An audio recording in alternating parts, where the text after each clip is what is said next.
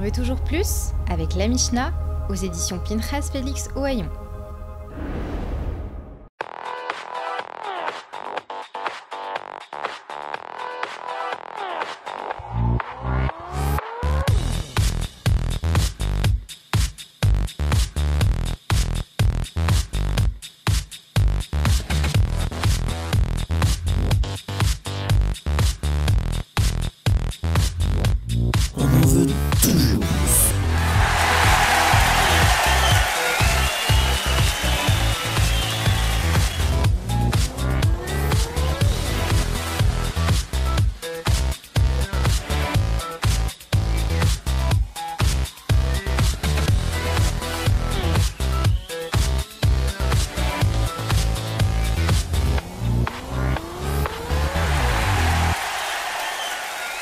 Bonjour et bienvenue à la nouvelle émission de On en veut toujours plus. Beaucoup plus, même beaucoup plus, vous allez voir aujourd'hui, beaucoup plus.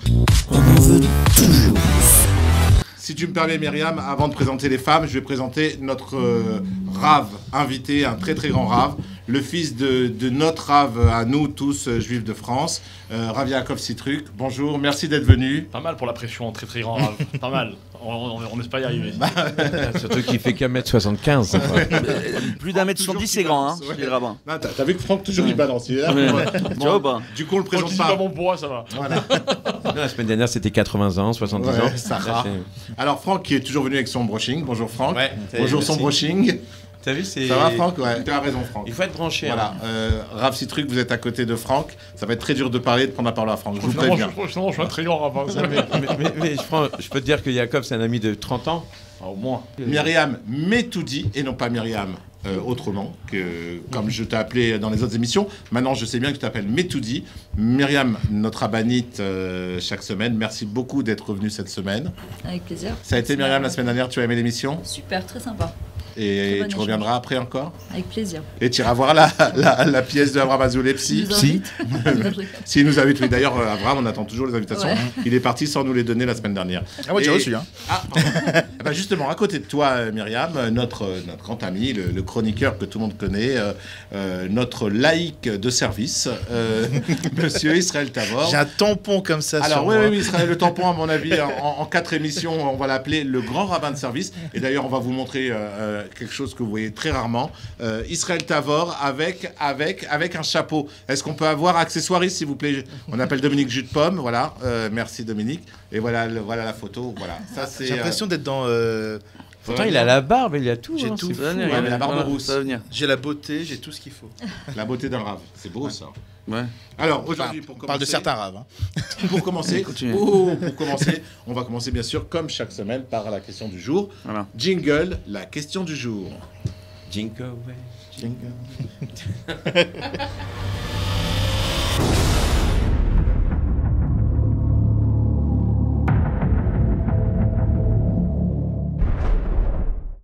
La question du jour. De quel jour? La question de notre jour aujourd'hui. Oui, aujourd'hui. Et là, parce qu'on est vraiment en force et on peut y aller, on peut se lâcher. Oui. Est-ce que... Attention, hein, je veux pas faire d'histoire avec vas pas aller encore des nos Tunisiens amis.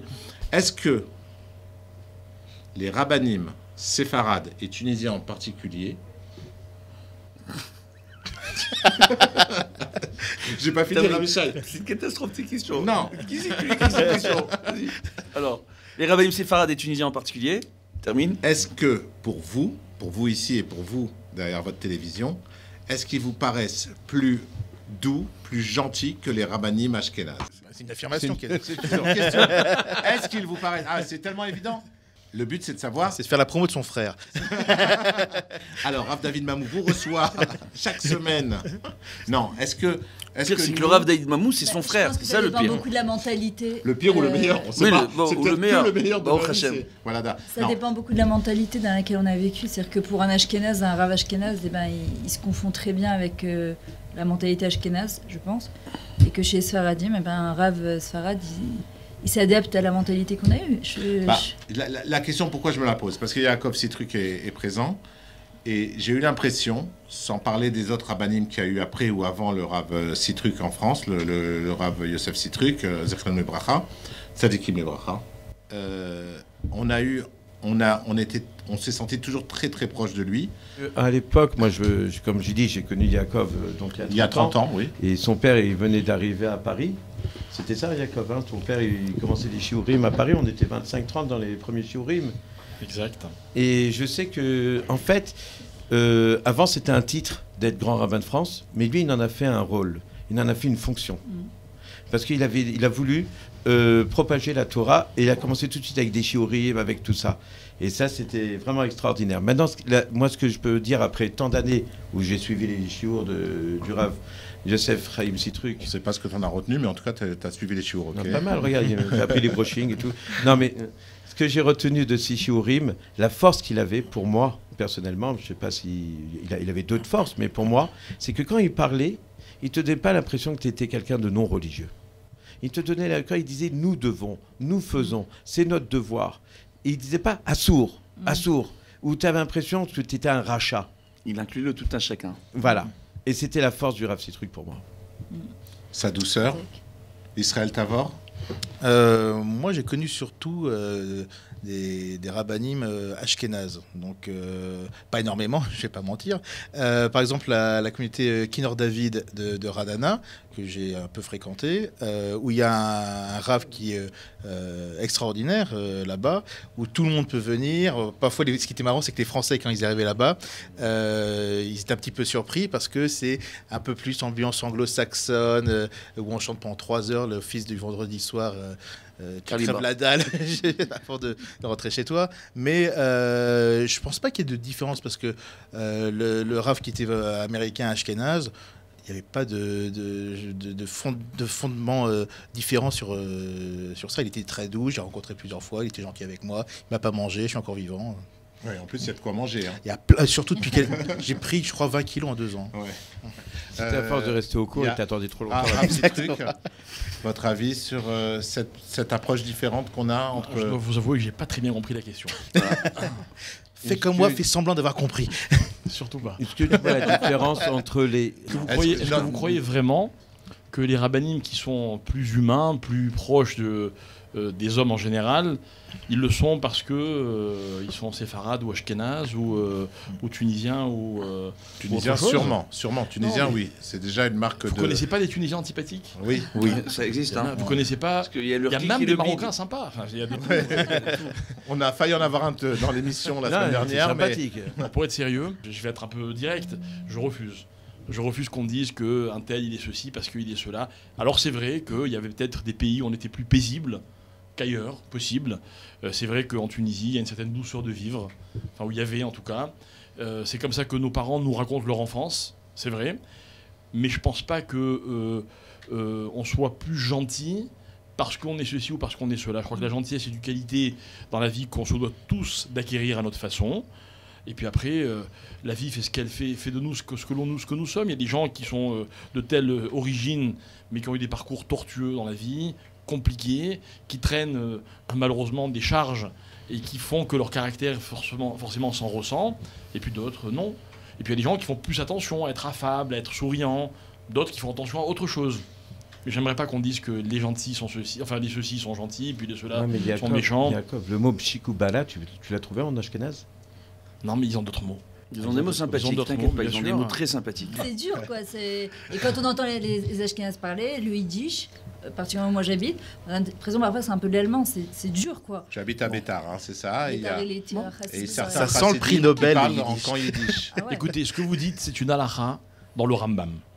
Le Rambam dit la chose suivante: un homme aime la ville de laquelle il vient, ou de laquelle il habite. D'accord? C'est-à-dire que, voilà, on peut se gargariser pendant des heures en disant moi je suis ceci, moi je suis cela. Moi hier soir j'ai entendu qu'il y avait un match avec l'OM. Bon ben je suis un ancien Marseillais. Pour moi ça reste les meilleurs, quoi. Hein. Bon voilà. Ah oui, c'était la semaine dernière, pas hier soir. C'était non, il y a hier quelques soir, semaines. c'est les meilleurs quand même. Voilà, mais mais je bon, vous expliquerai plus tard. Mais je pense que Vu le résultat, on peut mieux qu'on n'en parle pas. Enfin, on était quand même en finale. Oui. Mais bon. Bon. Alors on continue. C'est un peu baltacherie d'aller en finale pour faire ça à chaque fois. Mais je dis plus rien là-dessus. Bon, Baruch Hashem, moi tout simplement j'habite à Bnei Brak, c'est pas un secret. Là-bas on a de très très grands rabbanim. Il faut savoir que je suis pas d'accord avec ce que tu es en train de dire, cette histoire de Tunisien, Ashkenaz et tout. Je rejoins. Je dis Sfarad. Non, mais c'est Farad, c'est Ashkenaz, etc. Je dis franchement, au-dessus de chez moi, c'est le Rav Lando, il est très sympathique. En face de chez moi, c'est le Rav Klein, il est extraordinairement sympathique. Baruch Hashem, c'est comme tout. En réalité. Et en plus de ça, j'ai eu l'occasion de côtoyer, d'étudier dans des kolélim où il n'y avait que des Ashkenazim pour apprendre la Torah Ashkenaz, les minagim Ashkenaz, pour devenir un meilleur possèque, entre guillemets. J'ai fréquenté le Rav Shafran ou le Rav Mormeroche, Baruch Hashem, qui sont des rabbanim extrêmement sympathiques. Shafran, pour moi, c'était une voiture. Et alors, viens. Tu parles d'un très grand Talmid Racham, un des plus grands dayanim de la génération, quand même. Oui. D'accord, et un des plus grands médiateurs de la génération. Okay. Il règle énormément de problèmes. D'ailleurs, à plusieurs reprises, on l'a même envoyé à l'étranger pour régler des problèmes diplomatiques face à certains gouvernements. Baruch Hashem, le gouvernement israélien l'a envoyé, tellement il a de tels talents, ce Rav, donc il mérite un minimum de kavod. Donc, par rapport à ça, qu'est-ce qu'on voit ?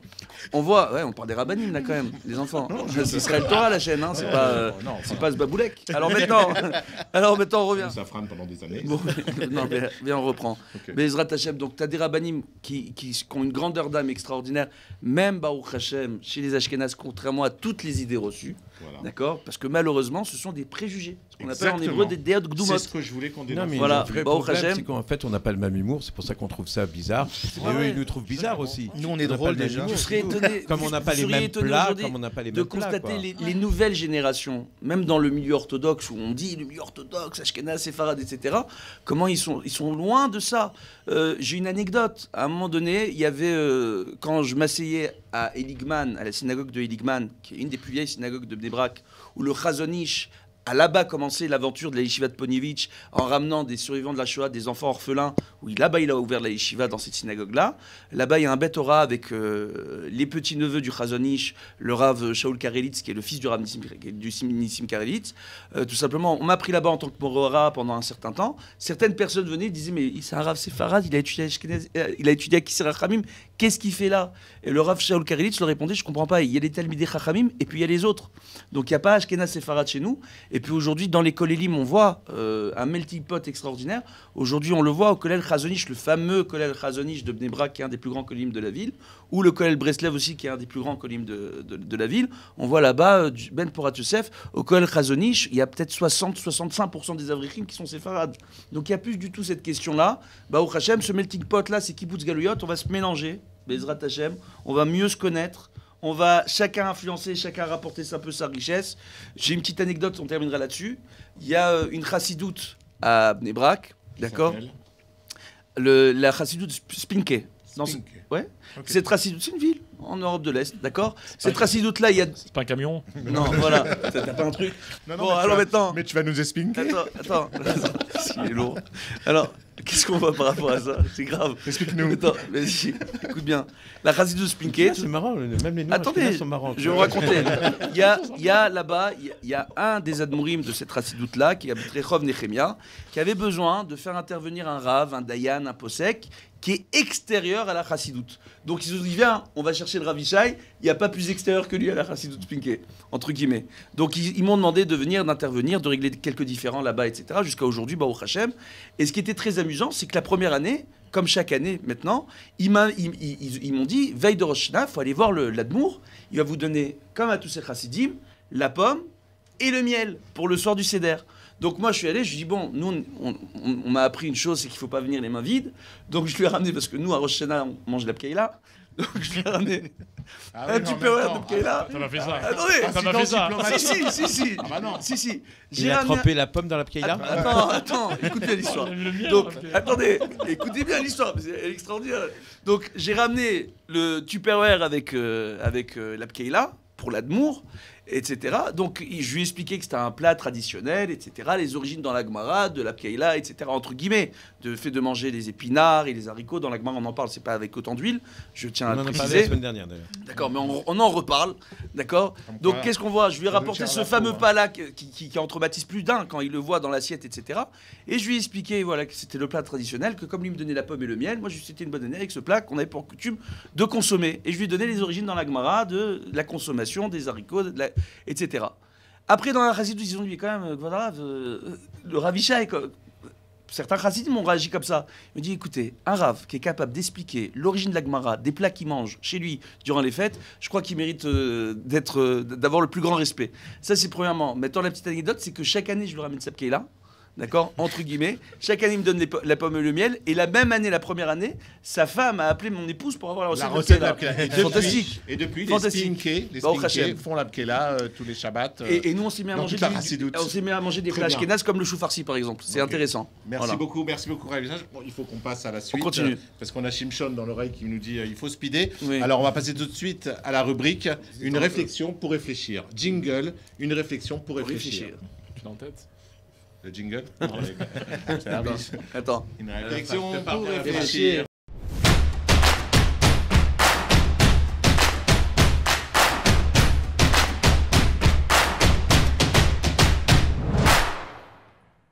Si quelqu'un est soupçonné de quelque chose qui n'est pas, quelque chose qui n'est pas de fondement, donc entre guillemets, il est mal jugé par l'autre, il a quand même une obligation de s'expliquer pour justifier ce qui a été mal compris par l'autre.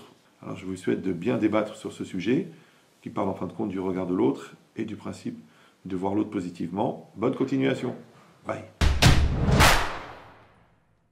Si quelqu'un est soupçonné de quelque chose qu'il n'est pas, déjà ça commence bien, oui. Il a quand même une obligation de s'expliquer pour justifier ce qui a été mal compris par l'autre. Je répète, parce que c'est jamais clair au premier abord.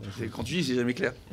Si quelqu'un est soupçonné de quelque chose qu'il n'est pas, il a quand même une obligation de s'expliquer pour justifier qui a été mal compris par l'autre. Si je soupçonne que tu es un abruti, tu devrais justifier que tu n'es pas un abruti. Il risque de le confirmer, c'est ça le problème. C'est un mauvais exemple, Franck. Merde. Trouve un truc moins réel, moins probable. Peut-être que je peux donner un exemple. Donne-nous, Myriam, éclaire-nous, parce que... une fois, je partais à Tel Aviv donner un cours. Je rentre, 1h30 de route, donc j'arrive, je me gare. J'avais besoin d'aller aux toilettes. Donc je rentre dans un restaurant, le bonhomme, il vient, il me dit hyper gentiment, écoutez, vous avez un kissou sur la tête, et vous avez... nous, on vend du cochon, et on est ouvert Shabbat. Bon, j'ai énormément apprécié, je me suis dit, quoi. Je lui dis merci beaucoup de même. Il me dit, je sais qu'il y a un problème de marataïn. Je dis, celui-là, ça doit être un ancien yeshivite, j'en sais rien. Mais bon, j'avais pas le choix. Quand je suis partie, il n'y avait pas de toilette à côté. Et sur ce, quelqu'un qui me rencontre et qui va se dire, ouais, j'ai vu Myriam Etoudi rentrer dans un restaurant ouvert Shabbat et qui vend du cochon. Donc, moi, je peux me dire, elle est obligée de la donner au les Castro, de me juger favorablement. Mais moi, je pense que j'ai une mitzvah de m'expliquer pour qu'il n'y ait pas de... Maintenant, je peux me dire, non, mais c'est son problème. Elle doit donner des circonstances atténuantes. Mais moi, je me dis, si déjà la personne m'a vu, pour que ça ne fasse pas boule de neige et qu'il n'y ait pas de Chilul Hashem, de transgression du nom d'Hachem, c'est d'expliquer, pas pour... le candidat de m'expliquer en disant voilà, j'avais pas le choix de Mais tu penses que c'est à toi de t'expliquer ou plutôt c'est à la personne qui t'a vu, parce que toi tu sais pas qu'elle t'a vu, parce que c'est elle qui doit justement, au lieu de penser du mal, venir te poser la question pour s'expliquer. Elle juger Kafsrout, c'est ce qu'elle a dit. C'est justement, moi voilà. Je peux me dire, normalement elle est censée me juger Kafsrout. Moi si je vois par exemple le Rav Yaakov Citruk rentrer dans un restaurant comme ça, Chas Veshalom, ça peut arriver. Peut-être qu'il a rencontré un ami d'enfance de 30 ans, j'en sais rien. Après ça va me passer par l'idée de me dire, il est rentré dans un restaurant. Il y a des gens, parfois, ils n'ont pas toujours... Où ils me voient dedans, ils vont rentrer. Je me dis, pour ne pas laisser l'ombre du doute, je pense que oui, il y a une mitzvah d'aller s'expliquer pour que Chaz Shalom, ça ne fasse pas boule de neige. Et d'ailleurs, je l'ai même expliqué dans un de mes cours, parce que je sais qu'on m'avait vu et que je suis sortie en plus avec un sac de nourriture. Donc ça veut tout de suite... Ah, t'avais commandé Non, pas là-bas. Chaz Shalom. On va finir en ce moment. Bon, allez, vas-y, à vous maintenant. Franchement, c'était bon. Rav Citruk, votre avis sur cette réflexion? Alors moi, je dirais comme ça qu'il y a deux cas de figure possibles. Il y a le cas qu'on vient d'entendre, où je me mets dans une situation qui prête à confusion. Donc je rentre dans un restaurant qui n'est pas cachère, forcément je m'expose à un regard qui peut être mal perçu. D'accord ? Alors là oui, c'est vrai, je pense qu'il faut s'expliquer, c'est impératif. Moi, je sais qu'un jour, mes parents ont vécu la même situation. C'était pas pour aller aux toilettes, mais mon père voulait rentrer dans un restaurant qui était pas cachère. Ça se passe en France, et ils étaient dans un trou perdu en France. Et mon père, je sais plus ce qu'il voulait demander. Bussy Saint-Georges. Alors il dit, je vais rentrer dans ce restaurant. Et ma mère lui dit, écoute, quand même, tu peux pas te permettre. Et mon père il lui dit, mais enfin, qui va nous voir ici ? Alors il s'approche pour rentrer dans le restaurant, et tout d'un coup la porte du restaurant s'ouvre, et il voit un juif qui connaissait très bien, il dit « Ah, monsieur Grand !» Il n'est pas rentré. Mais il nous a dit sur là, j'ai compris qu'il ne fallait pas que je rentre. Donc là, c'est une certaine situation. Maintenant, il y a d'autres choses.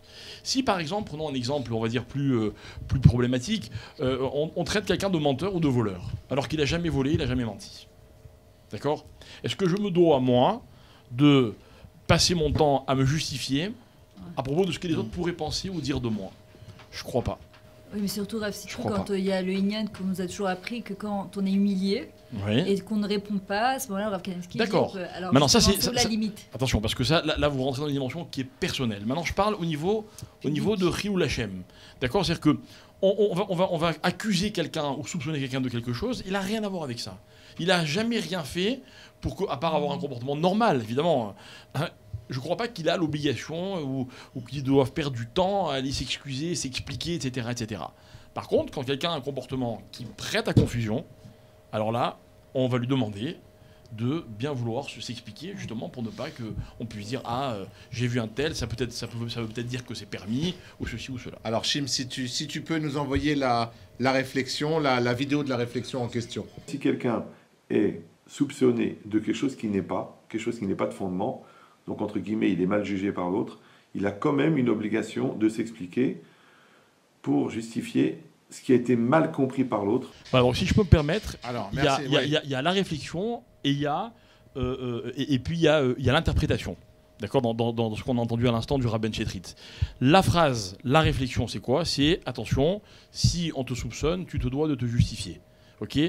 Maintenant, comme l'a dit lui-même le Rabben Chetrit, il y a la situation où moi, je suis responsable de ce soupçon, ou alors la situation où j'ai absolument rien fait. À ce moment-là, vous savez, on peut passer sa vie à essayer de s'expliquer, de se justifier. Je connais bien ce problème parce que parfois, quand je rentre dans une synagogue, on pourrait croire que je viens y prier, alors que pas du tout. Et tu te justifies. Je suis obligé. Et tout à l'heure, tu as bien fait Mincha. Hein. J'ai fait Mincha pour te faire plaisir. Mais c'était pas une synagogue. En tout cas, c'est Azriela qui va être contente. Exactement. Elle va dire Les enfin. enfants, papa a fait Mincha. Vous pouvez le dire à l'école demain. Papa a fait Mincha. Une fois, pas deux. D'accord. Il est belge. Franck, un avis sur cette réflexion de Rav Ben Chetrit ? Non. Non, tu peux. On peut parler de ton brushing toujours, si tu veux. Oui, non, mais c'est sûr que, comment ça s'appelle Quand il dit non, c'est qu'il y a une demi-heure de parlotte, hein, Franck, c'est toujours pareil. Vas-y, non, je t'écoute. alors non, ce que je veux dire, c'est vrai que, en fait, l'être humain a tendance à toujours juger son voisin dans tout. Donc tout ce qu'on puisse faire. Maintenant, si on doit vraiment s'expliquer à chaque fois sur tout, ça devient aussi difficile. Parce que l'être humain, sa nature, c'est dire, tu vois l'autre arriver avec une nouvelle voiture ou l'autre sortir à 2h du matin. Ça, c'est sa mauvaise nature, c'est pas sa nature de base. Comme elle dit Myriam, sa nature. L'idéal, c'est de juger tout le monde Cap Zérout. C'est ça, de juger Cap Zérout. Mais tu vois quelqu'un rentrer à 2h du matin, tu dis, celui-là, il est rentré à 2h du matin. Sa femme ne dit rien. C'est la nature de l'homme de pouvoir parler déjà sur son prochain. En français, non, bienveillance. Indulgence. Bienveillance. Donc je pense que déjà il faudrait que les gens ils apprennent à être Kav Zérout, à juger le bon pour les gens, comme ça on n'est pas à se justifier. Ravishai. Bon, alors la réflexion premièrement de la Gemara fait référence à différentes halachot. Le Rav Yaakov Sitruk l'a très bien expliqué. Maintenant, la première halakha à laquelle ça fait référence, le fait de devoir se justifier, c'est tout simplement lorsqu'une personne est soupçonnée d'agir mal, parce qu'on l'a vu dans un endroit, s'est comporté d'une certaine façon, qui peut prêter à confusion, on a une obligation en tant que peuple d'Israël, d'accord, ayant reçu la Torah sur le mont Sinaï, de montrer le bon exemple. Donc, en toutes circonstances, chaque juif se doit d'avoir un comportement exemplaire et éviter certains comportements qui pourraient prêter à confusion. Si on a certains comportements qui peuvent prêter à confusion, tout simplement, il faudra se justifier vis-à-vis des autres dans ces cas-là. Maintenant, si quelqu'un a tort, on est tout simplement calomnié par d'autres personnes, comme l'a expliqué le Rav Sitruk, il ne peut pas passer son temps à s'expliquer auprès de personnes, comme le dit Orson Welles, j'aime bien un peu tout mélanger. C'est un rave d'où ? Oh, non, écoute-moi, c'est un très grand auteur, Maxwell, réalisateur, etc. Bon, bref, les premières émissions de radio. Bref, donc, passons. Culture générale, merci. Alors, qu'est-ce qu'on voit ? On voit justement que, comme il le dit très bien, la critique de l'autre, en général, est émise par des gens qui ne se remettent pas eux-mêmes en question. Donc le fait de passer son temps à chercher la petite bête chez l'autre, c'est que tu t'occupes pas tout à fait de ce qu'il faut chez toi. D'accord? C'est tout simplement ça. Maintenant, pour en revenir à l'essentiel de cette réflexion, c'est tout simplement, il y a une obligation de Kiddush Hashem au sein du clan d'Israël de sanctifier le nom divin à travers notre comportement en toutes circonstances, et que si on peut avoir un comportement qui peut prêter à confusion, devoir se justifier. Il y a une époque justement où il y a eu un communiqué de la Rabbanout, parce qu'il y avait la place de la Bourse à Ramat Gan, où aux heures du soir, il y a différents clubs, différents endroits très mal fréquentés, où là-bas on ne devrait pas avoir de religieux, et on voyait des religieux tard la nuit, là-bas, dans ces endroits-là, il y avait beaucoup de gens qui commençaient à dire « T'as vu ces religieux, où est-ce qu'ils vont traîner le soir à la Bourse de Ramat Gan, etc. » Mais ce qu'ils ignoraient, c'est ces quelques religieux qu'ils voyaient, étaient tout simplement les mashgichim dans les hôtels là-bas, où il y a des salles de fête pour les mariages et les bar mitzvot. Il y avait des mashgichim qui sont là-bas, et puis il y a aussi d'autres choses. Il y a la bourse au diamant, où, contrairement à ce qu'on peut croire, la majeure partie des gens dans la bourse du diamant sont des orthodoxes, et ils font partie des plus grandes fortunes en Israël. D'accord? Et des fois, ils sont obligés de travailler avec l'étranger. Ils ont dans leur bureau des horaires par rapport à certains décalages horaires qui expliquent leur présence à ces horaires-là. Il y a moins de Tunisiens endroits-là. Hein? Il y a moins de Tunisiens là-bas. Un petit peu, ouais. Ils essayent de rentrer un peu partout. C'est pour ça que c'est beaucoup moins sympathique de travailler là-bas. Merci beaucoup. On va passer tout de suite à la suite avec un jour une citation. On envoie le jingle. Un jour une citation. Un jour une citation. Un jour une citation. Tu me rappelles la publicité? Un jour une citation. Un jour une...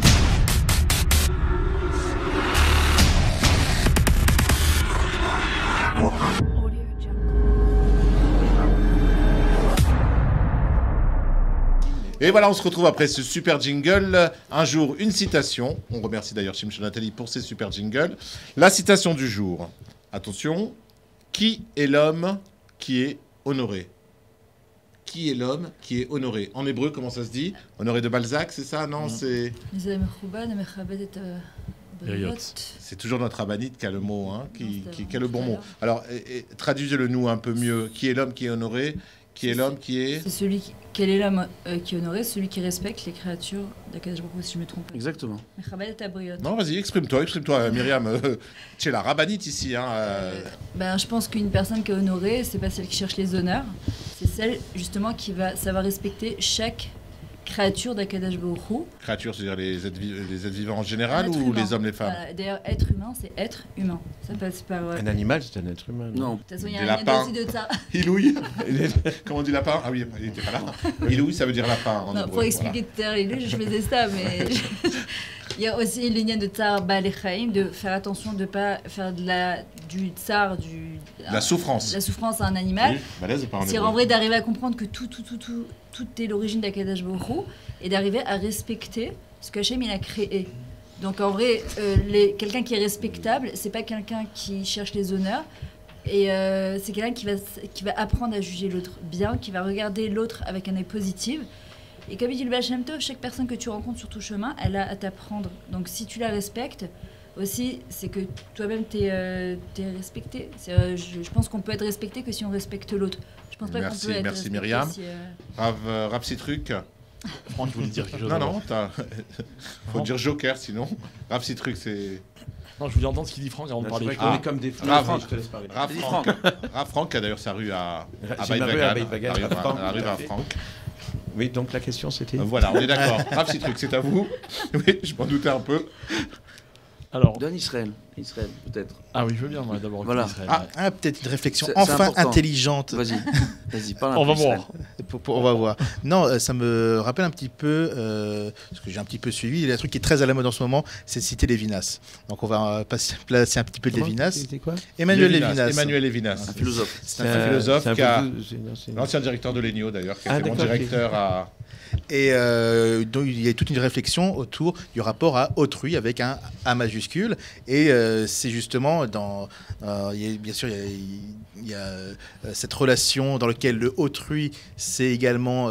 moi. L'autre, c'est moi. C'est l'autre, c'est quand on dit dans Dieu dit a créé l'homme à son image, c'est également autrui dont on parle. Donc souvent on a eu cette petite discussion avec le Rav Yishai où je dis souvent c'est pas parce que je crois pas en Dieu que je vois pas la sagesse qu'il peut y avoir derrière. Et Lévinas d'ailleurs c'est intéressant parce que qu'est-ce qu'il fait? Il dit voilà, je vais voir si dans le Talmud il y a de la philosophie, de la pensée, de la sagesse qu'on peut y avoir un peu partout. Et forcément il en a trouvé. Et justement par rapport à ta question sur qu'est-ce que c'est honorer l'autre, c'est toujours l'autre, c'est ce que tu disais. Moi je connaissais pas la réflexion, mais si c'est par rapport à autrui, dans cette pensée, c'est lorsqu'on honore autrui, c'est forcément honorer Dieu. Moi qui ne crois pas en Dieu, je peux comprendre qu'une vision de Dieu, ça peut être le visage de l'autre. Du tout. Mais t'es pas crédible du tout quand tu dis ça. J'ai le Rav Yishai dans le coin de C'est l'autre. comme si j'étais en face de toi et tu dis je crois pas en toi. Je te désigne, je te vois, mais fais je exprès. Il a du mal à le dire. T'as remarqué, il a du mal à le dire. Non, il a dit tellement naturellement. Mais tu sais, je le fais exprès parce que Non, mais ne rougis pas. je le connais un petit peu. Bon, mais c'est le paradoxe Israël Tavor. Non, Ça non, Fontaine. non, c'est ça. tellement je crois en Dieu. Non, mais Je crois pas en Dieu. tout le monde me dit ça. C'est Et cool. bien sûr, ça me fait beaucoup rire. Parce que c'est d'ailleurs notre ami Shmuel Halimi qui me dit mais t'inquiète pas, je ne crois pas dans le Dieu dans lequel tu penses qu'il faut croire. Et je vois très très bien ce qu'il veut dire. Je vois un petit peu ça. J'ai une réflexion à développer sur quand on dit je crois pas en Dieu, c'est d'abord on va définir de quoi on parle. Mais pour revenir sur la réflexion de base. Que l'on croit ou pas en Dieu, maintenant, peu importe, c'est simplement avoir le respect par rapport à autrui, honorer son prochain. Et je pense que des gens qui ne sont absolument pas croyants ou pas juifs, ou peu importe, ça n'a pas de rapport, peuvent avoir également ce même rapport à son prochain. Un petit truc. Alors, j'ai 3 minutes parce que je voulais juste dire. Il est très honoré d'être là. Voilà. Il y a pas que lui, il y a aussi le Faubourg. Faut s'honorer, tout à fait. Je voudrais. C'est incroyable. Vous êtes incroyables les deux. Hein. C'est incroyable les deux. Bon, allez. Un petit truc. On est largué. Hein. Ouais, largué complet. Juste une petite réflexion pour notre ami Israël. Oui. Vous savez, dans mes relations, il y a 2 types de gens. Il y a ceux qui croient en moi et ceux qui ne croient pas en moi. Et moi, j'ai décidé que ceux qui ne croient pas en moi sont ceux qui ne me connaissent pas, et ceux qui croient en moi sont ceux qui me connaissent. C'est l'image que j'ai de moi-même. Et je pense qu'avec Dieu, c'est exactement la même chose. Il y a ceux qui connaissent Dieu et ceux qui ne connaissent pas Dieu. Et c'est vrai qu'il est impossible d'y croire quand on ne le connaît pas.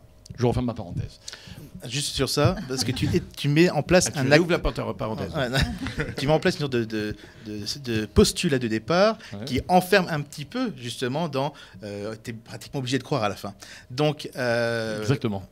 Moi simplement, je sais, mais simplement ces postulats de base, ces postulats de base me conviennent pas. C'est ce qui te dérange. Pourquoi? Parce qu'en fait, rebelle. ce qu'il vient de te dire, c'est un classique, c'est être ou ne pas être. Oui, mais simplement quand on met en place ses propres axiomes, on dit voilà, pour que Dieu, qu'on croit en Dieu, c'est-à-dire c'est ça, ça, ça et ça. Alors forcément, tu es dans une sorte d'entonnoir qui t'oblige. Non, si tu permets, c'est pas du tout ce que j'ai voulu dire. Okay. J'ai voulu dire qu'on ne peut pas parler de confiance ou de croyance dans quelque chose qu'on ne connaît pas. D'accord ? Or, connaître Dieu, c'est déjà très prétentieux. Donc, si tu veux, il faut employer les mots précis. Voilà, j'accepte pas la personne qui me dit « je crois pas en Dieu » si elle n'a pas, par exemple étudié toute la Torah. Si elle n'a pas une vision générale et périphérique de Dieu et du monde. Je suis d'accord avec toi. Voilà, c'est tout. Je vais même aller au-delà. Tu peux pas au-delà. dire que mes gâteaux sont pas bons si tu les as pas tous. Voilà. Ramène-les. Voilà, non, mais je vais aller peut-être au-delà. Est-ce qu'on peut dire que tant qu'on n'a pas étudié toute la Torah, on ne peut pas dire qu'on croit en Dieu? C'est-à-dire qu'on peut également dire. Oui. Sauf qu'en ayant étudié un tout petit peu, je crois déjà un tout petit peu en Dieu. Ok, et moi j'ai un petit peu étudié, j'ai suivi quelques cours à rue Vauquelin d'ailleurs. On y était. Et c'est très intéressant. Tout ce qui est dit, je trouve ça très intéressant. Mais c'est pas le petit déclic qui fait ensuite. Je suis d'accord, mais ça veut pas étudier un tout petit peu, ça ne veut pas connaître. Bon, voilà. C'est des notions. Alors, je voudrais revenir à la phrase de Ezeo Merouba. Le Rav Yishai, il est en train de kiffer là. Israël, on peut refermer la parenthèse? On peut refermer la grosse parenthèse. Alors, la phrase Ezeo Merouba d'Amechabet Aberiot, donc qui est, alors, je vais la traduire de 2 façons. Premièrement, qui est honorable et non pas qui est honoré, celui qui honore, ou alors qui est respectable, celui qui respecte qui? Alors, comme l'a dit la rabbinite Myriam Etoudi, on n'a pas marqué dans le texte de la Mishnah Ezeo Mechobad Mechabed et Anashim, celui qui respecte les autres, les hommes. On a dit Beriot.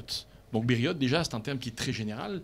En d'autres termes, ce qu'on a voulu nous dire, c'est comme ça, c'est que qui est digne de respect? Celui qui sait ce que c'est que le respect. Donc celui qui va tout respecter. Donc je vais respecter un objet, je vais respecter une personne, je vais respecter un lieu. Donc par rapport à ce qu'est le concept duquel je parle, je vais donc établir par rapport à lui une relation de respect. Alors, je suis digne de respect, puisque je sais ce que c'est que le respect. Et Beriot, la traduction en français, c'est création aussi. Oui, mais il est rare que la Mishnah emploie le mot Beriot pour désigner les êtres humains. C'est vrai. C'est la création de Dieu, quoi. Toute la création en général. L'ensemble des créatures. Voilà. Ça peut être l'humanité, l'homme, mais c'est un terme qui est ambigu, justement. Donc il y a une volonté de rester un petit peu dans ce flou-là. La deuxième connotation, et c'est ce que vous avez dit tout à l'heure, c'est que, en fait, voilà, tout le monde veut être respecté. D'accord? Donc j'aimerais pouvoir vous demander à tous de me respecter. Mais nous, on te respecte. Hein, C'est gentil, c'est gentil. Mais ce sera légitime et ce sera possible que si moi je vous respecte. C'est mathématique. C'est-à-dire que si je ne respecte pas mon enfant ne peut pas me respecter. Pardon, même s'il veut. Non, des fois je m'énerve. Si je ne respecte pas mon conjoint ne pourra pas me respecter même s'il veut. Comme on dit, la vie est un miroir. Mais tout à fait. Alors voilà, ça veut dire que dans la vie, il faut mériter les choses. Or, pour mériter le respect, il faut respecter. Donc si quelqu'un m'arrête dans la rue et que je le respecte pas, il ne se sent pas respecté par moi, il ne faut pas que je sois étonné. S'il ne me respecte pas, c'est normal, encore une fois, c'est mathématique. Ça Merci rejoint beaucoup. Ce que la Mishnah dit aussi, que comment c'est qu'on est aimé d'Hachem si on aimait des gens. Exactement. Bravo. Exactement. La personne dans la Bible qui a inspiré le plus cette expression-là, cet enseignement de nos sages, d'accord, que l'homme respectable, c'est lui qui respecte les créatures, c'est Avraham Avinu. Avraham Avinu, tout simplement pourquoi? Il a vécu une génération où il y avait absolument et strictement personne qui croyait en Dieu, d'accord? Après le déluge, etc. Donc, il était perdu dans le désert, le monsieur. Il a fait une tente avec, de chaque côté dans sa tente, il y avait une porte pour pouvoir accueillir les passants. D'où l'expression, il a planté sa tente. Les passants qui passaient de chaque côté, mais il y avait une cinquième porte sur le toit qui était ouverte pour les anges, pour que les anges puissent descendre du ciel, écouter les enseignements d'Avraham Avinu. Ça, c'est le Midrash qui nous le rapporte. Mais en réalité, il avait ce respect pour les autres, il les fait venir, il leur donnait à manger, il leur donnait à boire, gratuitement, Baruch Hashem. C'est Sarah qui est à la cuisine. Et c'est extraordinaire. Et en leur demandant juste une chose, remercier Dieu pour ce repas, celui qui a tout créé dans ce monde. Respecter toute cette nature que Dieu nous a créée, qui nous permet de nous alimenter, de respecter la nature, de respecter les animaux. Quelque part, la Torah, elle est écologique, en réalité. On doit avoir le respect des autres, on doit avoir le respect. On ne peut pas tuer un insecte, même une fourmi, si elle ne cause aucun dommage. Donc il y a beaucoup de lois. Et on voit un rapport entre les sages et les insectes ou les animaux dans la Gemara qui est extraordinaire. Et on voit les animaux, comment ils se comportaient, comment ils leur rendaient ce respect. C'était fantastique. Mais on voit la chose essentielle ici, c'est quoi? C'est qu'Avraham Avinu, on apprend de lui une chose fantastique. On nous dit qu'Avraham Avinu, de tous les hommes de la Bible, de tous les personnages de la Bible, c'est celui qui a le mieux éduqué son fils Yitzhak. On dit qu'il a une éducation exemplaire. Pourtant, dans la Torah, on voit qu'Avraham Avinu, il a parlé avec Yitzhak qu'à 2 reprises. 2 reprises. Et la vérité, ce qu'il lui dit, on ne voit pas comment il a éduqué. Ouais, d'accord? Viens, mon fils, etc. Ouais. Bref. Donc, c'est peut-être ça le truc en fait. Attends, non, c'est pas ça du tout le truc. La réponse de nos maîtres, ça a été quoi? C'est de dire Avraham Avinu, pourquoi il a donné la meilleure éducation? Parce qu'il avait un tel respect pour les créatures de Dieu, pour l'ensemble de la créature de Dieu, de la création de Dieu. Il avait une telle reconnaissance en Dieu pour cette création. Il avait toujours la faculté de voir cette création sous un angle positif. Quand on va à la plage et qu'on voit cet océan grand, magnifique, Baruch Hashem, ou qu'on va dans le Golan se promener, ou dans la forêt, ou au fin fond du monde, parfois, et on découvre des paysages fantastiques, et des créatures marines ou autres fantastiques, tout ça, ça vient de Dieu. Et tout ce plaisir-là, c'est Dieu qui nous l'a mis devant, parce qu'il veut que cette création, on en profite un maximum dans le cadre de l'accomplissement de sa volonté divine aussi. Et qu'est-ce qui se passe? Ce qui est fantastique, c'est qu'on nous dit qu'il a vécu la meilleure éducation Yitzhak. Pour quelle raison? Parce qu'Avraham a vécu par l'exemplarité. Son fils a vu un exemple vivant devant lui. C'est la même chose avec le Rav Yaakov Sitruk, excuse-moi, Bechila. Il a eu le mérite de grandir avec le Rav Yosef Chaim Sitruk à la maison. Moi, je l'ai côtoyé 1 ou 2 fois dans ma vie. Le Rav, j'ai pas eu le mérite de le connaître plus que ça personnellement. Et Baruch Hashem, et on voit, Baruch Hashem, les fruits qui sont sortis de l'arbre. Baruch Hashem. Donc lui aussi, il a eu cette notion-là, parce que le Rav, c'est un truc pour nous tous. Il nous a tous influencés, et il nous a donné cet exemple vivant de Torah, de Rav, d'homme avant tout, et de volonté d'unir toutes les tendances. Baruch Hashem. D'accord. Merci. Tu vois, Fabrice, quand Razak tu vas à la Baruch. plage, tu contemples aussi l'océan. Ah, toujours, toujours. Elle s'appelle Océan, t'es sûr? Non, je crois pas. Ok, bon alors. Vas-y, Michel, avec vous. continue. C'est incroyable. Alors, On va écouter, on va arrêter un peu, on va se retrouver tout de suite après une petite page de publicité pour mettre du beurre dans les épinards, merci aux dans la annonceurs. caille d'arrondi. Aussi, si tu veux. Non, mais non, ça, tu peux pas là.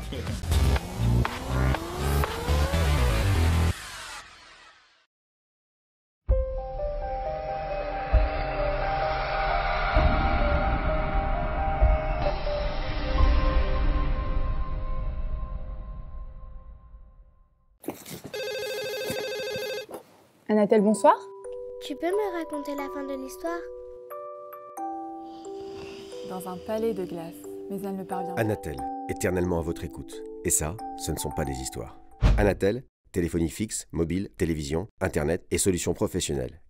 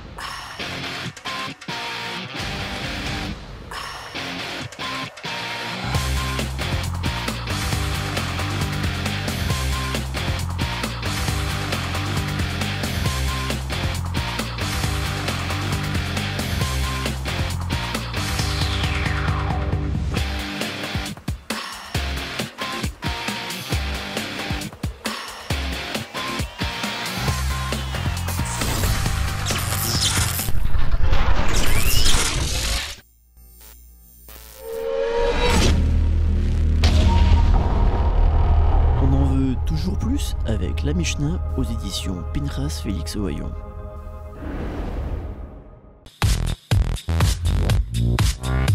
On en veut toujours.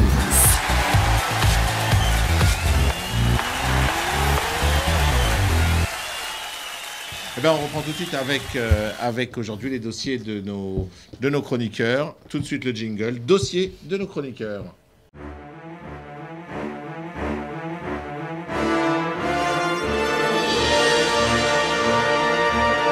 Ok, il a aimé, il revient. Tu reviens en safran, hein.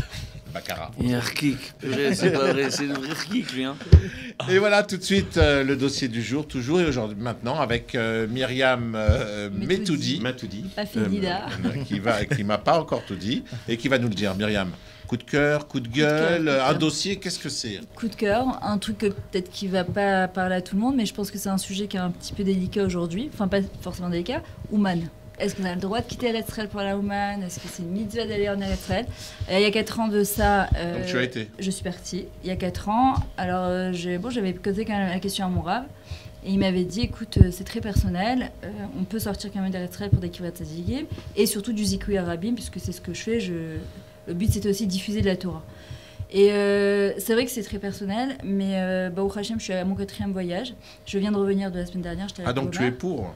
Je ne sais pas que je suis pour, je pense que, après c'est mon avis personnel, je pense que vivre cette expérience une fois, c'est très très très... Alors on me dit chaque fois, mais c'est quoi? Moi je pensais que les gens ils revenaient illuminés de là-bas. Il y a 2 points que je retiens de là-bas. Alors vous allez me dire, on peut le ressentir en Eretz Israël. J'ai eu un groupe de 35 femmes là, à la Gomer, qui ne se connaissaient pas. J'ai eu des femmes de Toulouse, de Marseille, de Lyon, de Paris, d'Ertilia, de Radana. Elles ne se connaissaient pas du tout. On s'est retrouvés dans le même car. On s'est parlé comme si on se connaissait depuis toujours. Il n'y a pas de jugement, il n'y a plus de jugement. Et la deuxième chose, il y a la notion de temps, elle n'existe plus. Je sais pas, c'est très bizarre. Alors justement, à ce propos, on a ici un billet offert pour tu sais combien de personnes me disent on va t'offrir le billet. J'attends toujours, j'ai précisé. Mais donc tu as envie d'y aller? Non, en fait, j'ai énormément d'amis qui vont. D'origine russe, c'est pour ça. Ukrainienne. C'est ça. Non, c'est vrai. Famille Odessa, Moldavie. Ouais, c'est ça. Et San Francisco, Ukraine. Et également les Antilles. T'as pas la couleur, hein? Non, 2 siècles et demi dans les Antilles, ma famille. D'accord. Et donc, à chaque fois, ils me disent il faut absolument que tu viennes. Je pense que nous, c'est Tunisie tout court. Non, mais à mon avis, il a plusieurs familles parce que c'est pas possible. Hein. J'ai 3 pères, 17 mères. Qu'est-ce qui s'est passé? Mon Dieu. Pas compris. Et à chaque fois, ils me disent viens voir. J'ai aucun problème. Enfin, moi, je suis curieux de nature, donc je vais partout, on m'invite. Et j'attends toujours le billet d'avion. Donc, je passe le message à ses amis qui m'en promettent. Rav Citruc, votre avis sur ton avis sur Ouman, Ouman Rosh Hashanah, Ouman tout le temps, Ouman un jour, Ouman toujours. Alors, attention, il y a Ouman et Ouman Rosh Hashanah. Ouman Rosh Hashanah, j'y étais pas. Je suis pas pour, parce que je pense que Rosh Hashanah, c'est aussi la famille. Mais bon, ceci étant, je comprends parfaitement de cette ambiance. Tout le monde me raconte qu'on vient Rosh Hashanah est très très intense, donc il n'y a aucun problème. Par contre, Ouman tout court. Alors, moi pareil, on m'a souvent dit, alors tu viens, tu vas pas. Et j'ai toujours dit, comme Israël, avec une petite variante, j'attends l'occasion. Et puis un jour, l'occasion s'est présentée, c'était au mois de février dernier. Et donc, je suis allé avec beaucoup de plaisir. On était avec des amis, etc. On a vu les photos. Ah, d'accord. Et j'ai beaucoup aimé. Alors, j'ai aimé pourquoi? J'ai aimé parce que, d'abord, Rabbi Nachman, c'est un tzaddik, ok. Comme l'a dit tout à l'heure Myriam, on peut prier, on peut évoquer le mérite d'un rabbi là où on est. D'accord? L'endroit, il est kadosh, mais il est évidemment pas plus kadosh que le Kotel ou que le tombeau de Rabbi Meir Balanès. D'accord? Donc il n'y a pas une différence à ce niveau-là. Mais par contre, il y a une atmosphère, il y a une ambiance. Et à cette ambiance, j'ai eu le bonheur on va dire, d'y plonger. D'accord? Et moi, je vais vous dire ce que j'ai ressenti, et c'est à la fois très précis et très clair. J'ai ressenti une vraie ambiance de Tefila. Voilà. J'ai bien prié. Ouais. Ça n'arrive pas tous les jours. D'accord? On s'efforce de bien prier tous les jours, mais ce jour-là, j'ai bien prié. Alors, je me suis dit comme ça que, finalement, dans la vie, il y a des expériences où, de temps en temps, on a la chance d'aller jusqu'au bout de ces expériences. Ce jour-là fera partie des jours de ma vie dans lesquels je suis allé au bout de ma Tefila. D'accord? Maintenant, pourquoi là-bas je ne m'aventurerai pas dans des explications que je ne maîtrise pas, comme malheureusement le font beaucoup trop de personnes, en disant c'est parce que ceci, c'est parce que cela. Mais clairement, l'atmosphère composée de gens, comme l'a dit Myriam, où tout le monde est allé pour ça. Donc les gens vont pour prier, ils vont pas pour autre chose. Il y a vraiment... Il n'y a rien autour. Voilà. J'ai rien trouvé d'autre d'agréable. Hein. Attention, l'hôtel Oroth était pas mal, on a bien envie. Tout ça, on l'a ici. D'accord? Mais les gens vont. Donc déjà, il y a une atmosphère, c'est que si Israël mesurait autant de milliers de kilomètres et qu'il fallait prendre l'avion pour aller sur le tombeau d'un autre tzaddik, peut-être que ce serait la même chose.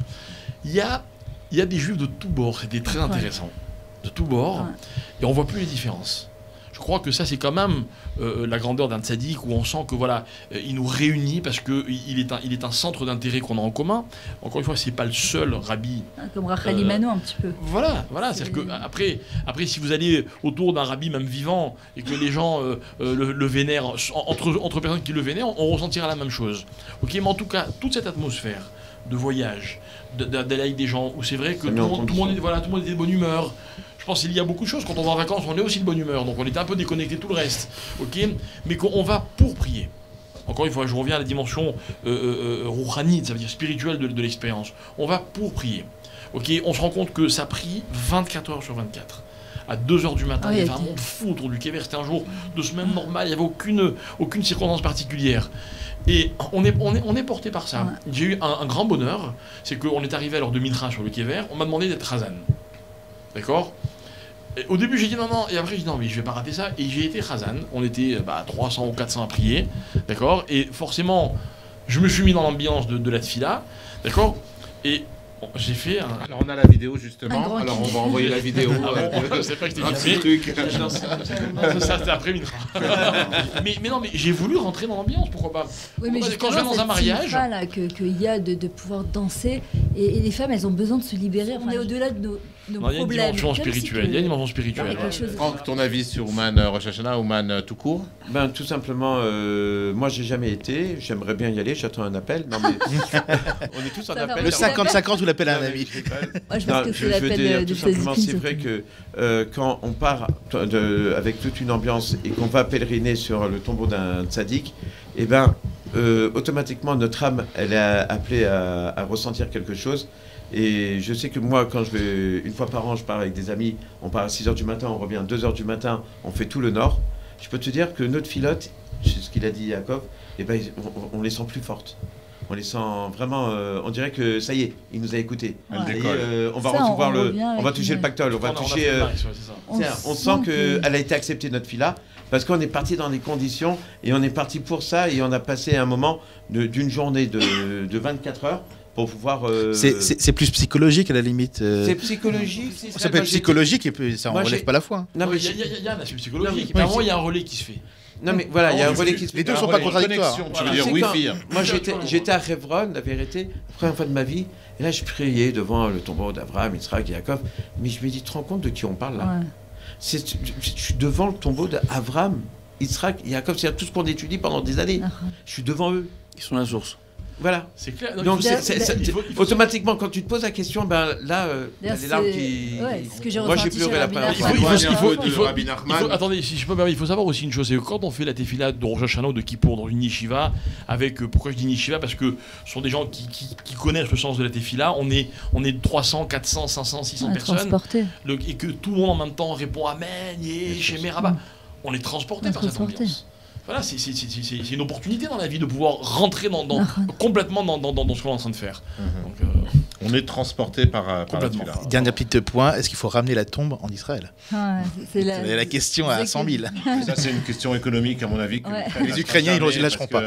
À part ça, en Ukraine, il n'y a rien d'autre. Est-ce qu'il aurait voulu, le Rabbi Nachman, d'être... Voilà. Alors, la question que vous posez. Ravi Shai. Bon, Bezrat Hashem, on va... C'est toujours la même question qui est très délicate. Moi, les gens connaissent, c'est public, hein, ils connaissent mon avis sur la question. Maintenant, aujourd'hui, avec le temps, il y a des plus, il y a des moins. D'accord? On va essayer de voir ça ensemble, Bezrat Hashem. Les plus, c'est quoi? C'est que moi, je vois beaucoup de personnes, surtout d'hommes, mariés, qui ont toute l'année certains comportements et qui avaient certains comportements et que lorsqu'ils ont commencé en groupe à se retrouver à Ouman, à se retrouver avec des personnes, des amis, qui leur disent « Venez, on va discuter ensemble de Torah, d'enseignement du Rav Breslev, mais on va discuter de tous les sujets de la façon la plus libre. » Et ils se sont retrouvés face à des personnes avec qui ils pouvaient parler de tout, de toutes leurs craintes, de tous leurs problèmes, de toutes leurs envies, de tous leurs mauvais penchants, etc. Et ils ont vu qu'ils avaient une oreille, premièrement. Ça, c'est magnifique. Le plus important dans la Chassidut de Breslev, c'est pas le messager, c'est pas le Rav Nachman de Breslev, il dit lui-même, c'est le message. Ça, c'est ça qui est fort. Il y a quelques enseignements qui sont des punchline, entre guillemets, qui sont des enseignements très forts, et quelques phrases, et c'est la force de la Chassidut, quelques phrases qui te définissent une personne, un être humain, son existence, son but, sa nature, etc. dans ce monde. Donc une remise en question qui est assez facile et qui est accessible à tous. Tout ça fait, tout ce cocktail, en plus le fait de partir en Ukraine, on rappellera que Ouman, ça a été le théâtre de génocide au sein de la communauté juive. C'est pour ça que le Rabbi Nachman a décidé de s'installer là-bas, d'accord. Il a vécu des souffrances ahurissantes, quand on connaît bien la vie de Rabbi Nachman, lui, sa femme, la rabbinite, ce qu'ils ont vécu avec leurs enfants, etc. Tout ça, tout ce théâtre, entre guillemets, et c'est l'Ukraine, c'est une passerelle incroyable. C'est parce que c'est un des endroits où les Juifs ont été les plus persécutés, et à différentes époques de l'histoire humaine, mais en plus de ça, un passage, une passerelle avec tous les courants. C'est-à-dire l'Admour Azaken, il est passé par l'Ukraine. D'accord? D'ailleurs, il est enterré à l'Ukraine. en Ukraine. D'accord? Le Baal Shem Tov, il est là-bas. Il y a la Chassidoute, il y a des rabbinim de tendance lituanienne qui sont là-bas, etc. Il y a un nombre de tzadikim qui ont vécu des souffrances là-bas dans ce pays, c'est assez fou. Et quand on sort un peu d'Ouman et qu'on va dans les tombes, dans les carrés de cimetières juifs, on se rend compte quel antisémitisme jusqu'à aujourd'hui perdure là-bas, parce que comment les tombes sont fracassées là-bas, et tous les simanim, tous les signes antisémites qu'on retrouve là-bas, c'est un véritable problème. C'est-à-dire même les juifs qui vont là-bas, je leur déconseille de s'amuser à s'aventurer en dehors de Ouman, tout seul. On a eu le cas d'un rave, malheureusement, qui s'est fait massacrer en Ukraine. D'accord? Exactement, il s'est fait massacrer. D'accord? Il s'est fait massacrer. Et c'est un tikkun pour la génération, parce que c'est un tzaddik. Mais attends, juste, attendez, quelques points maintenant. Il y a un autre problème. Le problème, c'est suivant. C'est que si maintenant, Ouman, ça devient le moment de l'année où je vais décompresser, je vais faire ma teshuva, mais après, quand je rentre à la maison, je prends la pensée Breslev, la pensée de Rabbi Nachman, mais je ne change pas mon existence de façon drastique. C'est-à-dire, si je gagne ma vie de façon malhonnête, je continue à gagner ma vie de façon malhonnête. C'est bon, j'ai l'amulette, j'ai la kippa, j'ai tous les livres, je vais à tous les voyages, je vais au cours du Rav qui discute et qui fume en même temps. Rabbi Nachman, il aime tout le monde. Voilà, Rabbi Nachman, et on peut parler de Torah et fumer en même temps, etc. Et on ne fume pas que des cigarettes dans ces cours-là, etc. Ah bon? Cette dimension-là, Rabbi Nachman lui-même, il est contre. Il en parle dans l'Ikouté Moharan, de ses problèmes de drogue, de ses problèmes de comportement, il en parle. Et en plus de prendre l'excuse de dire que Rabbi Nachman, il dit aujourd'hui il n'y a plus de rabbanim, parce qu'il y a une tendance chez Breslev de vouloir dire, certaines mouvances de Breslev, de dire qu'il n'y a plus de rabbanim, qu'on ne peut plus avoir confiance en les rabbanim, etc. Alors que Rabbi Nachman, il dit qu'il faut avoir confiance dans les véritables Talmidei Chachamim, dans les véritables rabbanim qui sont avant tout les dayanim. Je ne place pas, c'est Rabbi Nachman lui-même qui le dit. Il faut être possède. Sichot Haran, d'accord? Comment il explique le Seder de Limoud, comment chaque personne doit étudier pour arriver à la halacha les maaseh. C'est pas que danser, chanter, c'est la halacha chez Rabbi Nachman. C'est quelque chose de très important dans sa dimension à lui. Et c'est quelque chose qu'on retrouve et qui est flagrant.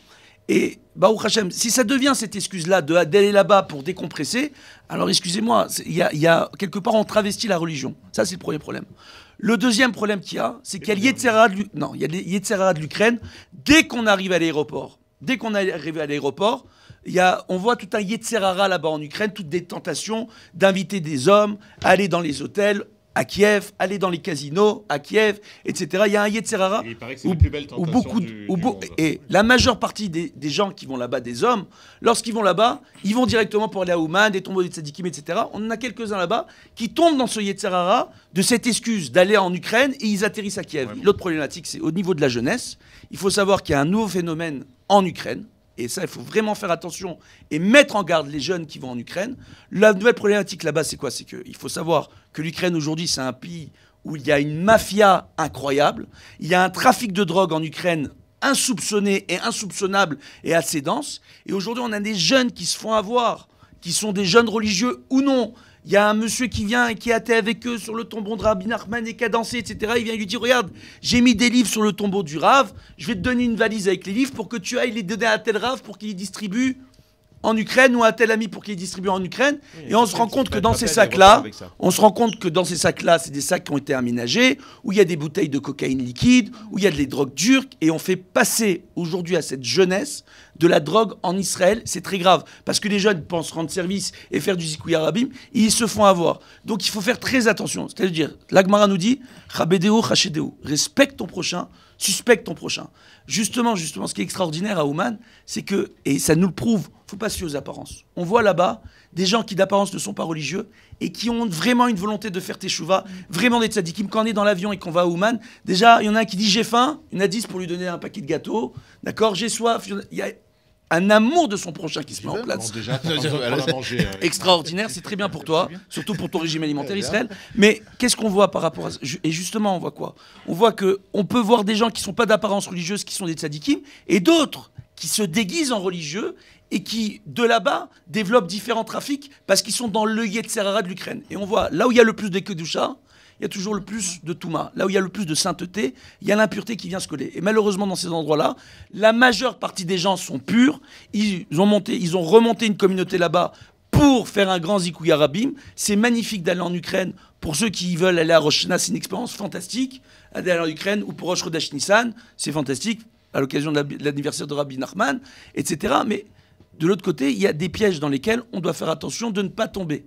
Bezrat Hashem. Non, bon, après, vous parlez du côté des hommes. C'est vrai que chez les femmes, je pense pas qu'il y ait... Moi, j'explique les dangers. Si je peux me permettre, est-ce que je peux dire un petit mot? Oui. Parce que je voudrais réagir à ce qu'a dit la rabbinite Mia Metoudi. Chez les femmes, il y a un autre problème. Il y a un autre danger. C'est que les femmes, elles ont tendance, enfin, je lance une polémique, hein, elles ont tendance à Ça sera pas ta première. à se réfugier entre femmes. Et j'ai très peur que des fois ce soit un peu pour fuir autre chose. Ah, c'est sûr. Et voilà. Et cette organisation féminine où on va entre femmes prier. Parce que quand on a fait Rabbi Nachman, après on va faire tel autre habit, et tel autre habit, et tel autre habit. Si je peux me permettre, moi je m'occupe beaucoup de Shlom Bayit, de cas de divorce dans l'Obed Din Netanya, etc. Je m'occupe du service de médiation. Je peux vous le dire, je connais beaucoup de femmes qui sont allées dans des voyages à Oman avec la rabbinite Metoudi ou dans d'autres voyages. Et pour la majeure partie d'entre elles, ça leur fait du bien de se retrouver entre elles, de discuter entre elles et d'être dans cette ambiance de Kodesh, comme le disait la rabbinite Metoudi, que toutes leurs problématiques aujourd'hui, c'était pas une problématique uniquement de s'occuper de la maison, etc., et de savoir quand elles allaient pouvoir trouver du temps pour s'occuper de soi. Ça devenait une autre problématique. Comment avoir dans son foyer une identité juive et comment arriver à s'occuper de son foyer dans une dynamique juive. Et ça, on le voit chez beaucoup de femmes. Et pour la majeure partie d'entre elles, quand elles reviennent dans une dynamique d'échetraïl. Ça, c'est le bon côté des choses. Voilà, Baruch Hashem. Mais dans des couples où tout va bien et que les femmes ont tendance un petit peu à vouloir s'échapper, ça peut poser problème aussi. Moi, je sais grave ce truc. Non, mais vous avez raison. Mais c'est pour ça que dès le départ dans le voyage, tout de suite, bon, j'ai beaucoup de jeunes filles aussi, je leur dis voilà, sachez que c'est pas un voyage que je vous amène à Eilat. Déjà, c'est un voyage spirituel. Deuxièmement, le but, c'est de se ressourcer. Et que quand vous n'avez pas fui votre maison, vous fuyez pas votre quotidien, le but c'est de reprendre tellement de cohortes spirituelles, de force spirituelle, quand vous allez rentrer chez vous, vous devez être changé de l'intérieur. Le but c'est pas de fuir et de... On a passé 4 jours de Khafla ensemble, on a kiffé, etc. Moi j'ai trouvé une autre solution. J'aime bien cette expression. Khafla, ça veut dire... Moi j'ai trouvé une autre solution. Moi j'y suis allé avec ma femme. Comme ça, elle n'est pas allée sans moi et je ne suis pas allé sans elle. Vous êtes partis ensemble ? Oui, j'en coupe. C'est très bien. C'est possible. Et d'ailleurs, elle a aussi. Juste pour dire le plus important à Ouman, c'est de ramener le message de Ouman à la maison, Bezrat Hashem. Et comme on dit, Ouman Rosh Hashanah, c'est Ouman Kol Hashanah. C'est les forces que tu prends à Rosh Hashanah, tu dois les avoir avec toi toute l'année. D'ailleurs, c'est ce qu'on a fait hier soir. C'est J'ai très donné important. cours à Natania. On a réuni la majorité des femmes. On a fait cours sur Shavuot. J'aurais dit, voilà, on continue cette simcha de Ouman. Et maintenant, on continue, on se prépare à Matan Torah, puisque pour recevoir la Torah, il faut avoir beaucoup de simcha. Et c'est pour ça, juste au mois d'août, j'ai réorganisé pour tout Béav, surtout pour les jeunes filles qui cherchent à se marier, Bezrat Hashem, un autre voyage à Ouman. Pareil, qui sera de 3 jours comme ça. Pourquoi on n'organise pas des voyages aussi sur Tibériade? Je te promets j'ai pensé que à ça. nous, on fait ça avec des amis, une fois par an on part, je te jure, ça nous ressource terriblement. D'ailleurs, c'est là-bas que tu as trouvé ta femme, Franck. À Tibériade? Oui. Oui, elle marchait sur le lac. Le lac, tout à fait. Voilà, merci beaucoup, merci pour tous ces sujets très intéressants. Et comme à chaque fois, Rav... comme à chaque fois. Au revoir. À bientôt. Non, mais comme à chaque fois, les sujets, comme à chaque fois, qui portent à débat, quoi, et qui intéressent tout le monde. Parce qu'on en veut toujours plus. On veut toujours plus de connaissances, plus de Torah, Bezrat Hashem, plus de discussions pour arriver à mieux se comprendre tous ensemble. Ok, on passe tout de suite à la suite.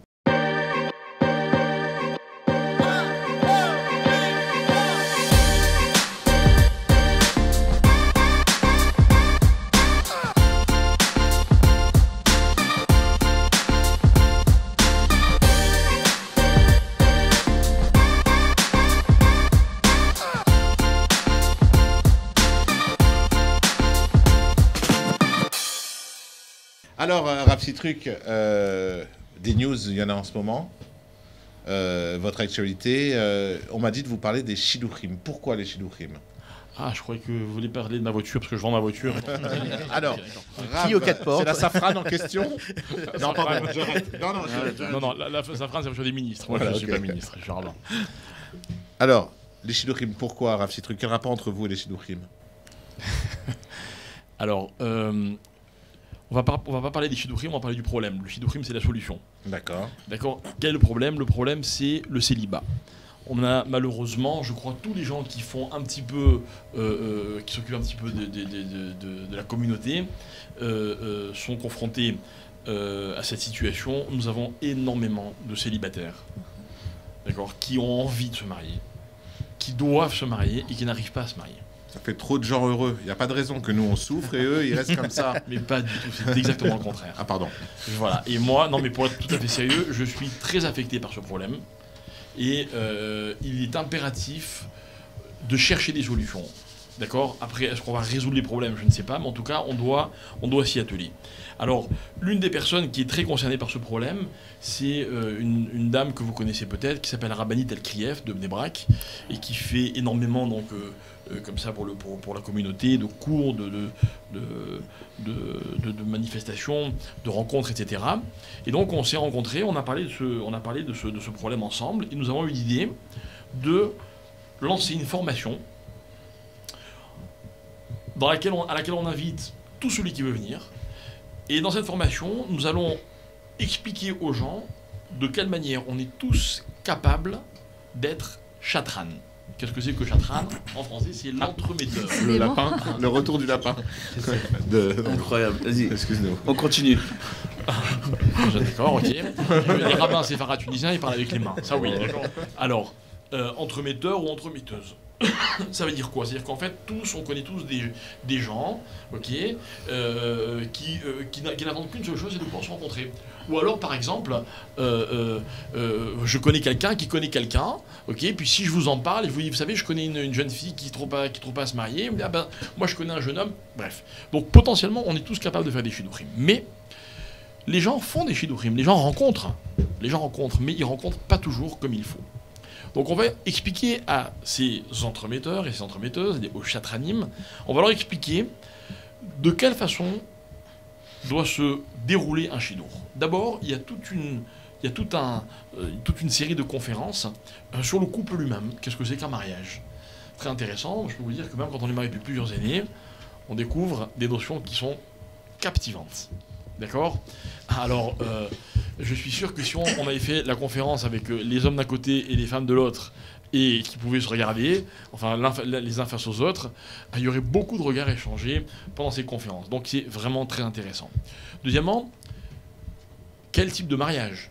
Donc vous avez le cas, on va dire, simple, okay, où on a un jeune homme et une jeune fille, quel que soit leur âge, qui vont se marier. Vous avez quelqu'un qui a déjà été marié une fois, deux fois. C'est déjà plus compliqué.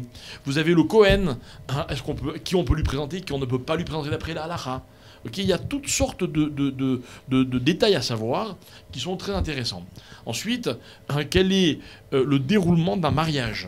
C'est quoi un mariage ? Un mariage, c'est un engagement. Il y a une ketouba. Les gens doivent savoir, parce que quand vous voulez se rencontrer deux personnes, ils vont avoir besoin de vos conseils. Et ils vont avoir besoin que vous leur expliquiez, attention, voilà ce que c'est le mariage. Pourquoi je lui dis ça ? Je connais énormément de jeunes, filles et garçons, qui se connaissent, qui se fréquentent, qui sont très amis, ça dure depuis des années, et il ne se passe rien. Et comme ils sont amis, il ne leur viendrait pas l'idée de gâcher cette amitié, et à cause de ça, ils ne rencontrent pas d'autres personnes. Friend zone. Voilà, exactement, friend zone, tout à fait. Voilà, tout ça, c'est autant de problèmes qui nous attristent beaucoup, parce que quand quelqu'un il a atteint un certain âge, on se dit quand même, c'est dommage. C'est dommage, quoi. La vie à deux, je pense qu'il y a un vrai départ dans la vie, peut-être pour ne pas dire le vrai départ dans la vie. Je pense que plus on se marie jeune et plus on grandit ensemble, donc le couple il s'en trouve facilité, la relation. Je pense que quand on arrive à un certain âge et qu'on est marié depuis de nombreuses années, hein, l'osmose, elle est beaucoup plus naturelle et beaucoup plus intense. Et les enfants, plus on les a jeunes, et plus on est proche d'eux, il faut dire la vérité. Plus on en profite. Plus on en profite. Donc c'est tout ça qu'on veut essayer de résoudre. Et puis surtout cette solitude vraiment qui nous déchire le cœur de tous ces gens qui en ont marre. Qui en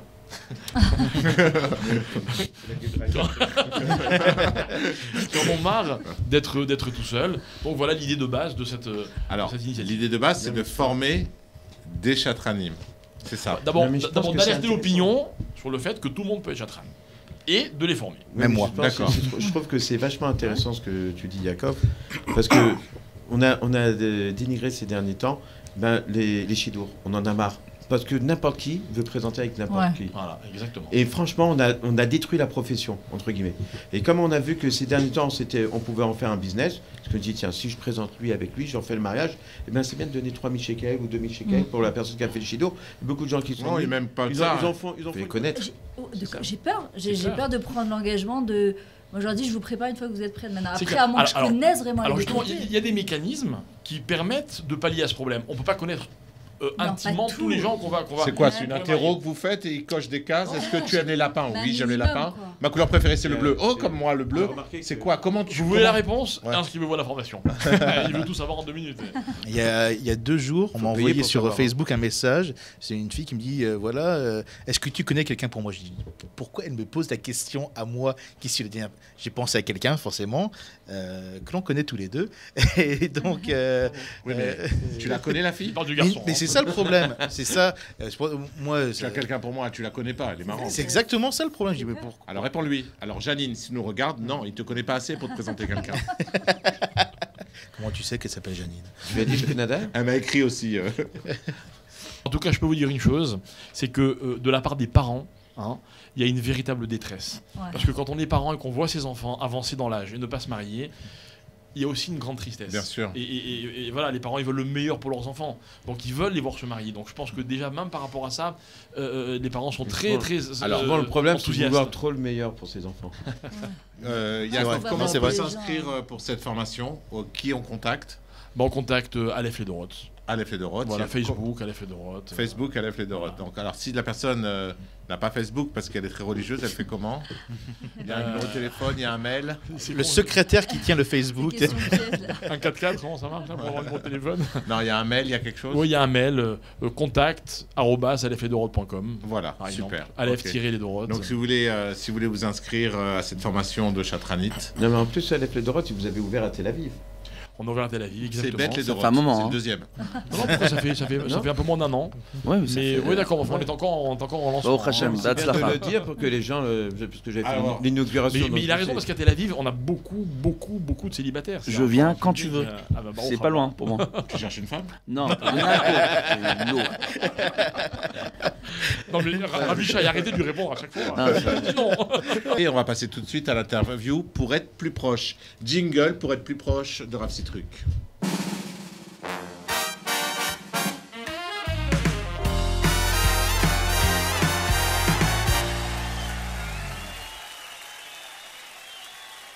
L'interview pour être plus proche, aujourd'hui pour être plus proche de Rav Yaakov Citruc. Alors Rav Yaakov Citruc, on va appeler cette interview l'interview Yacobi. Pourquoi Yacobi? Alors, Yacobi. Yacobi. C'est un petit peu un surnom qu'on m'a donné un jour. Et c'est mon grand-père qui me l'a donné. Pourquoi? Je n'ai aucune idée. Et qui c'est qui t'appelait tout le temps comme ça? Donc, il y avait mon grand-père à la Vache à l'Homme il y a très longtemps. Et un jour, mon père a repris cette façon de m'appeler.